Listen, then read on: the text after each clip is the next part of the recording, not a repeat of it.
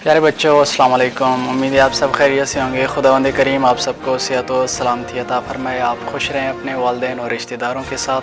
खुदा आप सबके रोज़े और नमाज़ें इबादतें कबूल फरमाए। क्लास 6 की सोशल स्टडी हम पढ़ रहे थे, उसमें चैप्टर नंबर 4 जो कि हम पढ़ रहे थे मूवमेंट्स ऑफ द अर्थ, ज़मीन की हरकत पढ़ रहे थे। उसमें 2 हिस्से हमने कंप्लीट कर लिए थे। आज लास्ट टॉपिक है हमारा चेंज ऑफ सीजन्स, कि मौसम की तब्दीली कैसे होती है और क्या असबाब हैं कि मौसम तब्दील होते रहते हैं, और सूरज कब और कहाँ किस पोजीशन पर हो तो कौन सा मौसम होता है। बहुत ही इंटरेस्टिंग टॉपिक है।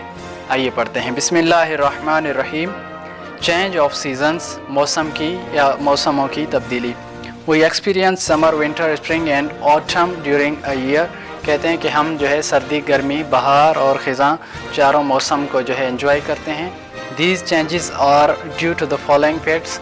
उन मौसमों की जो तब्दीली हैं वो इन असबाब की वजह से होती है। Number 1, revolution of the earth round the sun, ज़मीन की जो है गर्दिश सूरज के इर्द गिर्द। दूसरा है inclination of the earth axis at 66 1/2 the plane of its orbit, के ज़मीन का जो है अपनी ऑर्बिट में 66 1/2 ऑर्बिट पर मौजूद होना। तीसरा है pointing of the earth axis always in the same direction, और जो है ज़मीन का झुकाव सूरज के गिर्द एक ही डायरेक्शन में, अपने एक्सिस में। मज़ीद कहते हैं कि अ careful study of the figure given on the next page will explain the phenomenon of seasons as well as unequal lengths of the days and night during a year। मज़ीद कहते हैं कि आप सफ़े पर जो नीचे तस्वीर दी गई है, आप उसमें देख सकते हैं कि मौसमों में किस तरह तब्दीली आती है और सालों के पूरे साल के दौरान दिन और रात किस तरह लंबे, चौड़े या जो है छोटे होते रहते हैं। The figure shows the 4 position of the earth with respect to the sun, और जो है वो फिगर हमें बताता है, ये नीचे दिया हुआ है, आपको मैं इंशाल्लाह तस्वीर में दिखा दूंगा वीडियो में, कि वो फिर हमें ये बताती है कि वो ज़मीन इन 4 पोजीशंस पर जो है सूरज के गिर्द रहकर किस तरह मौसम की तब्दीली का सबब बनाते हैं। पोजीशन नंबर 1 है on 21 June the north pole is incline toward the sun. 21 जून को 21 जून को क्या होता है कि जो हमारा नॉर्थ पोल होता है वो सन की तरफ झुकाव लिए हुआ होता है। And the south pole is away from it, और जो साउथ पोल होता है वो सूरज से दूर होता है। The mid day sun shines vertically overhead at the tropic of Cancer which is at the latitude 23 1/2 north of the equator.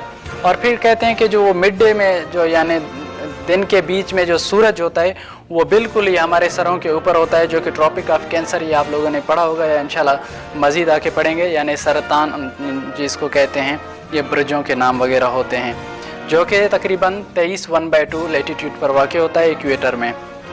In this position the north hemisphere experience its longest day and it is the middle of the summer season there. The summer season in the north hemisphere starts from March 21 when the north pole begins to incline towards the sun।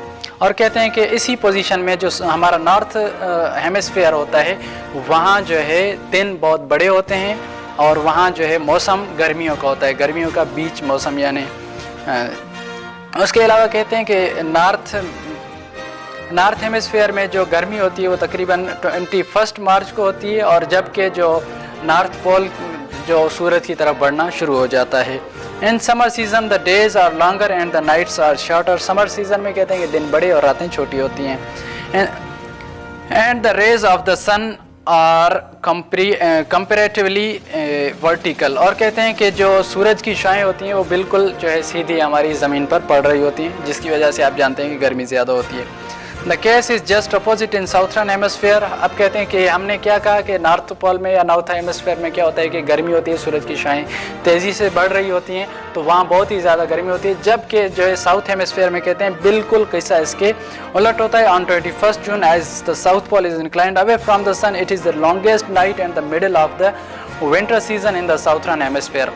उसमें क्या था, यानी north pole या northern hemisphere में दिन बड़े थे और रातें छोटी थी, और वहाँ गर्मी का मौसम था। यहाँ कहते हैं कजिया बिलक्स हो जाता है, तो यहाँ रातें बड़ी हो जाती हैं और दिन छोटे हो जाते हैं, जबकि जो है साउथर्न हेमिस्फीयर में बहुत ही ज़्यादा सर्दी का उरूज होता है या सर्दी का मिडिल होता है वहाँ।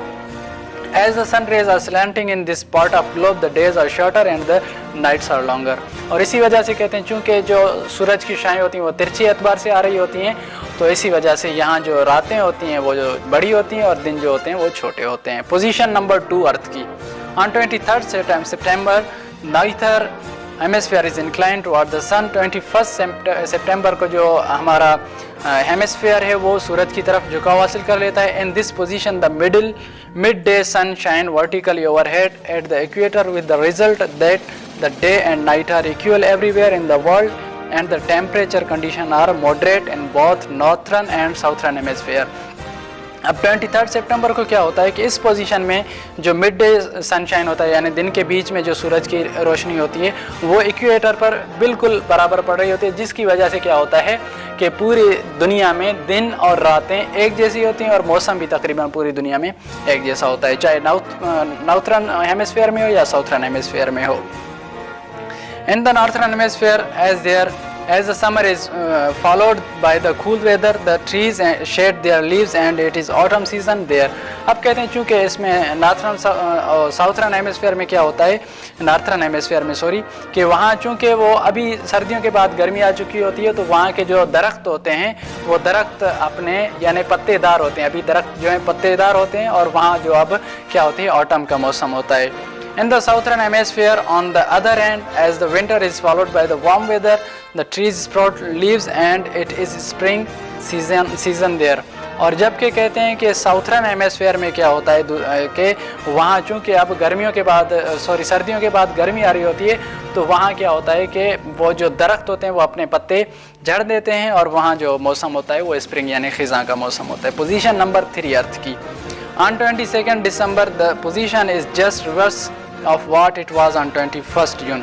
और कहते हैं कि 22 दिसंबर को अब मौसम या जो ज़मीन की पोजीशन वही हो जाती है जो कि 21 जून को थी। The south pole is incline toward the sun, south pole जो है झुकाव हासिल कर लेता है, बढ़ जाता है सन की तरफ, and the north pole is away from it, जबकि नॉर्थ पोल जो होता है वो सूरज से दूर हो जाता है। The mid day sun shines vertically overhead at the tropic of Capricorn which is at latitude 23 south of equator. और मिड डे शाइन जो है यानी सूरज के दोपहर वाली गर्मी या दोपहर वाली सनशाइन होती है वो हमारे सरों के ऊपर बिल्कुल वर्टिकल होती है और ये कैप्रिकॉर्न ब्रिज में जो है बुरुज में पाई जाती हैं जहाँ लेटीट्यूड 23 है इक्वेटर पर। In this position, the northern hemisphere experience its longest night and it is middle of the winter season there.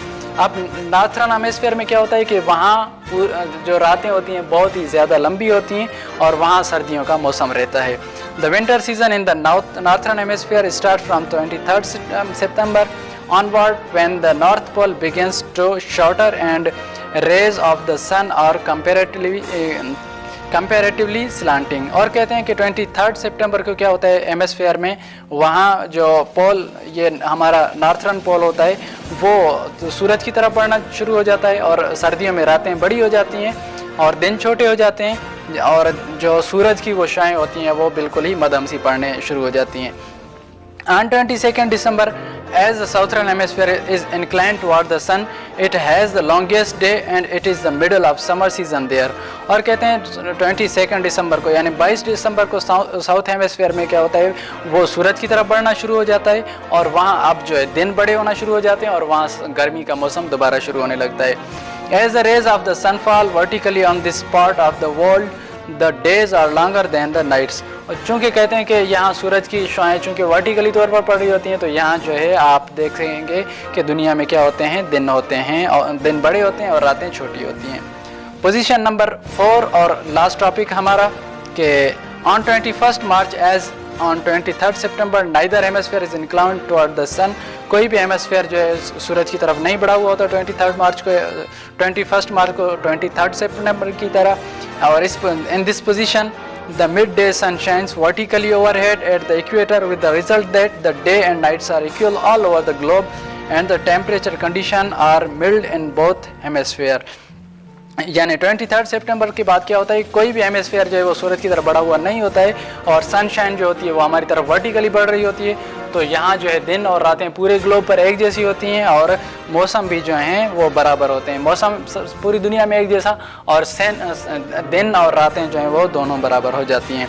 In the northern hemisphere, as the winter gives way to the warm weather, the trees sprout new leaves and it is spring season. और कहते हैं अब चूँकि सर्दियों के बाद चूँकि बाहर का मौसम आया हुआ होता है, तो वो जो पत्ते होते हैं दरख्त के वो दोबारा उगना शुरू होते हैं और ये मौसम जो होता है वो बाहर का होता है. In the southern hemisphere, as the summer season is followed by the cool weather, the tree shed their leaves and it is the autumn season. और कहते हैं चूँकि साउथर्न हेमिस्फीयर में जो समर सीज़न होते हैं वो अब सर्दी के फ़ौरन बाद आया हुआ है, तो वहाँ जो दरख्त होते हैं वो अपने पत्तों के ज़रिए शेड देते हैं, यानी बताना ये चाहते हैं कि वहाँ दरख्तों पर पत्ते चूँकि मौजूद होते हैं, तो वहाँ जो है मौसम जो होता है वो ऑटम का होता है. तो ये हमारा आज चैप्टर नंबर 4 कंप्लीट हुआ. बहुत ही जल्द इनकी एक्सरसाइज की तस्वीरें इंशाल्लाह मैं आप लोगों को भेज दूँगा.